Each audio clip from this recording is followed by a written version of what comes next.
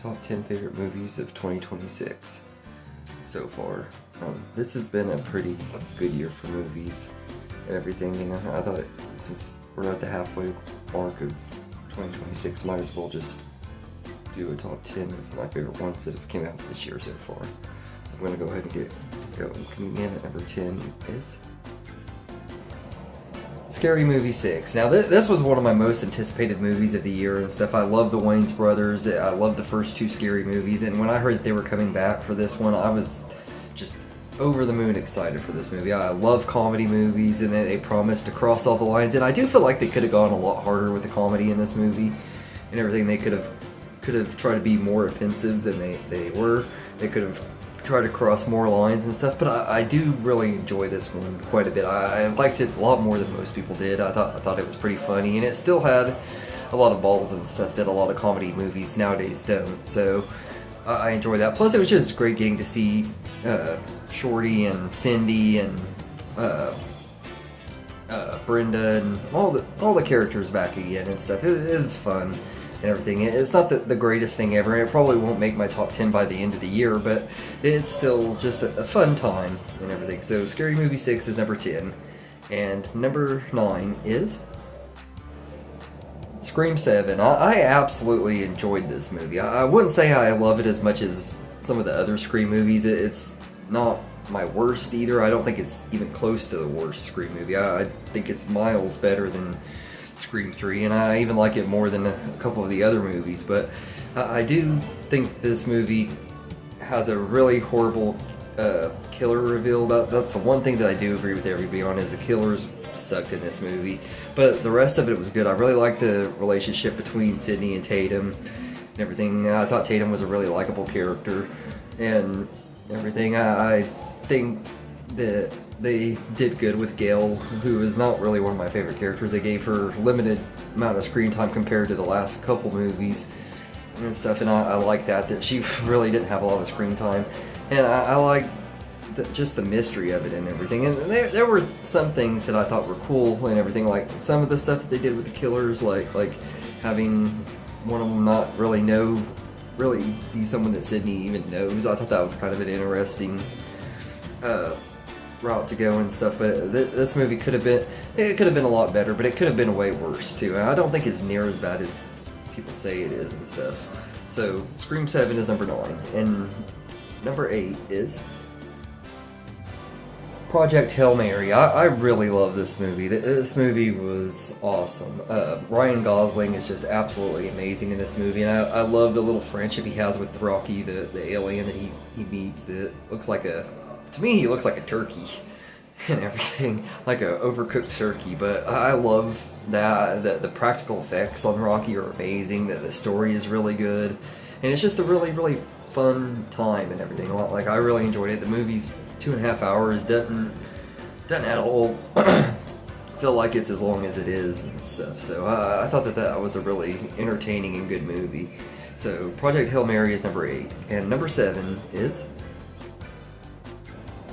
The Drama. This is an A24 movie starring Zendaya and Robert Pattinson, and this movie is pretty crazy. Pretty much they're a couple that's engaged, and they go out to dinner with their friends and stuff, and Zendaya reveals a really dark secret about her past that has him questioning whether he should even marry her. It has her friends turning against her, and it's just really one of those movies that really makes you think, though, a lot. Like, if a person was in such a dark place where they almost did something that would have been unforgivable and stuff, what should you think of them? Should they be able to overcome it and be forgiven and everything? It's just really, really good, thought-provoking movie and everything. And Zendaya's performance is amazing. I hope she gets an Oscar nomination. There's no way in hell that I want her to win. I'll talk about who I want to win when I get to that one. But I do think that out of the performances this year, she gives one of the absolute best and everything. And Robert Pattinson is amazing in here too, and they have really great chemistry and stuff. So I really enjoy this movie. So The Drama is number 7, and number 6 is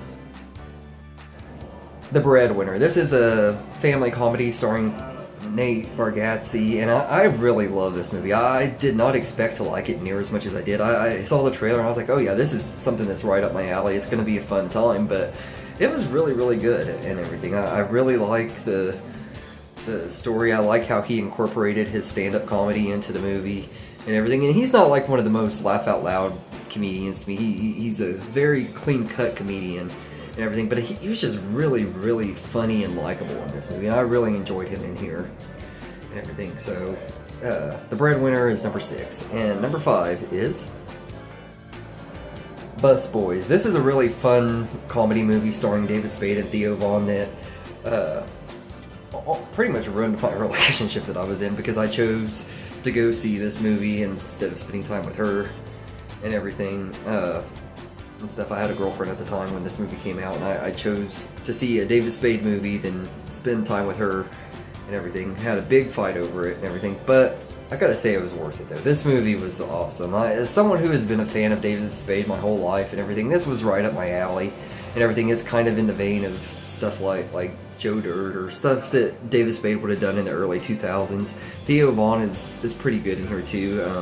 His acting isn't the strongest and everything, but for this type of movie it didn't need to be and everything. It was exactly what I was kind of expecting and wanted out of it. It was a fun time and everything. So Bus Boys is number 5, and number 4 is Send Help. This is Sam Raimi's newest movie. It's his first rated R movie in 25 years or 26 years and everything, and I absolutely love this movie. Rachel McAdams and Dylan O'Brien are just absolutely amazing in here. I don't know who gives the better performance. They're just both great and everything. Dylan O'Brien is just really this unlikable jerk that you actually feel bad for at times in this movie, and then Rachel McAdams is just absolutely crazy and stuff. She reminds me a lot of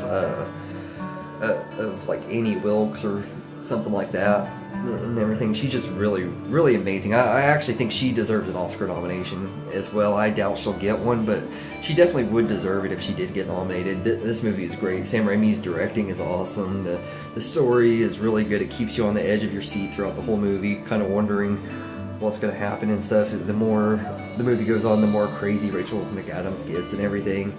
And it's just a really, really good movie that I really actually want to rewatch. I haven't seen it since the theater and stuff. I want to give it another rewatch, but I just love this movie and everything. It was a great movie to start the year out too. It was one of the first movies I saw from this year, and it's still one of my favorites. So Send Help is number 4, and number 3 is Obsession. I am just like everybody else this summer, I have been obsessed with this movie. It is just absolutely amazing. As someone who loves movies and does YouTube videos and stuff, I find it very inspiring what Curry Barker did with this movie and stuff. In fact, it's kind of inspired me to write my own movie script that I had in my mind for years and stuff. I'm just finished writing it the other day and everything. I'm not sure if I'll be able to do anything with it, but I've at least got it written down and everything, and I've got ideas of what to do with it and everything. And but YouTubers like Curry Barker and the Philippou brothers who did Talk to Me, and Chris Stuckman who did Shelby Oaks and stuff, like it's awesome getting to see YouTube creators making movies and stuff, and it's very inspiring, and I just love this movie. Like, the story is amazing. It's not like the most original thing, but the way that it's written and executed is just awesome and everything. The main characters, Bear and Nikki, are going to be two of the most iconic characters of this decade and stuff. Like, Bear is easily one of the greatest movie villains of all time, just with this movie and everything. And Nikki is so iconic and stuff. Indy Navarrete is amazing in this role. Like I honestly will be surprised if she doesn't get an Oscar nomination. She could even win and everything, which is unheard for horror, but I really would be very surprised if they leave her out this time, because there is no way, with all the buzz and stuff that this movie has gotten just because of her performance. Like, she's just absolutely amazing. Like she's terrifying, but you also feel so bad for her and everything. And it's just very, very well written stuff. A very, very great movie. If you haven't seen Obsession, you have to see it. Like, go out and see it, whether you're a horror fan or not. This is a movie that just needs to be seen and everything. It's I hate that I have it at number 3, but the other two movies just really won me over and stuff. So, but Obsession is number 3, barely, and everything. Like I said, the top 3, they could all come pretty close to the top spot and everything. Like they could all kind of be combined as one if I really wanted to, because they're all neck and neck with each other for me. But Obsession is just amazing. I highly recommend it if you haven't seen it. It's gonna be a game changer for sure for the movie industry and stuff. So anyway, yeah, Obsession is number 3, and number 2 is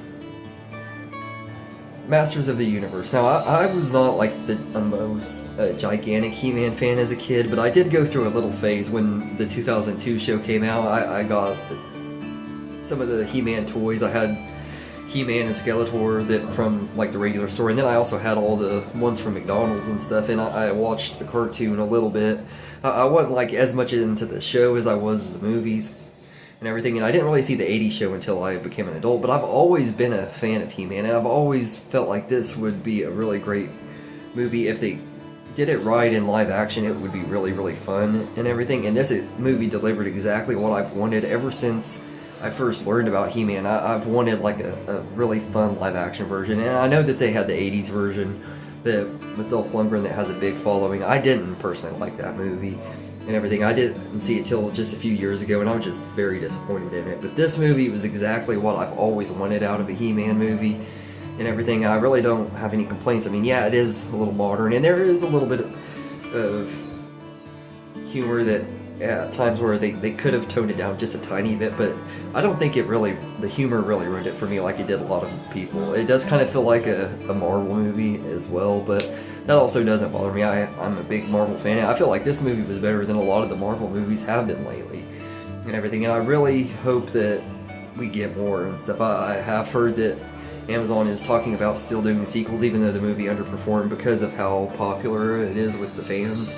Yeah, I really hope that we do get more, because I would love for Masters of the Universe to be a franchise and everything, but I absolutely love this movie, so it's number 2. And my number 1 favorite movie of 2026 so far is Toy Story 5. I really didn't doubt that this movie would be my favorite movie of the year. Every time a Toy Story movie comes out, they are my favorite movies of the year. 95, 99, 2010, and 2019. Each year a Toy Story film came out, they've been my favorites. Toy Story is my favorite franchise of all time. I used to say it was like the third after Harry Potter and Star Wars, but after this movie, I just can't deny it. Like every single one of these movies is a 10 out of 10 movie for me. They're absolutely perfect. They all come out at the perfect time in my life and everything. And it's always and this one it felt like reuniting with old friends and stuff. And I just love this movie. I love how they brought Woody back without ruining the ending of Toy Story 4 and everything. Him coming back to help out the gang and everything really makes sense with his character. Like it just shows his loyalty to his friends and stuff, and how it's true to his character and everything. Everyone said he was out of character for leaving and everything, but it makes sense that he would come back and everything. And it also didn't ruin the ending because he still goes back out and does what he was doing in the 4th movie. So they didn't undermine the ending of the 4th one. They did a really, really great job with Jesse's character, who has been one of my favorites since Toy Story 2 and everything. I had a big phase where Jessie was like one of my favorite characters. So I mean, getting her, having the spotlight and the stuff that happens with her character is amazing. I saw it again today for the 4th time. I've seen it 4 times already, and I'm probably gonna go back a few more times this year, because I mean, I just love Toy Story 5. Like it's a masterpiece and everything, and it's unheard of where a movie franchise can be a 10 out of 10. Each movie gets better to me and everything. Like I feel like every single Toy Story movie is better than the last, and this is the only franchise where I can fully say that on, where 5 movies in, it's amazing, and I just cannot wait for Toy Story 6. I hope that they don't take as long for that one as they did for this one and everything, because Toy Story 5 was just amazing, but I also want them to cook, so whatever they do, I'm excited for whatever happens next with Toy Story 6. Bring it on.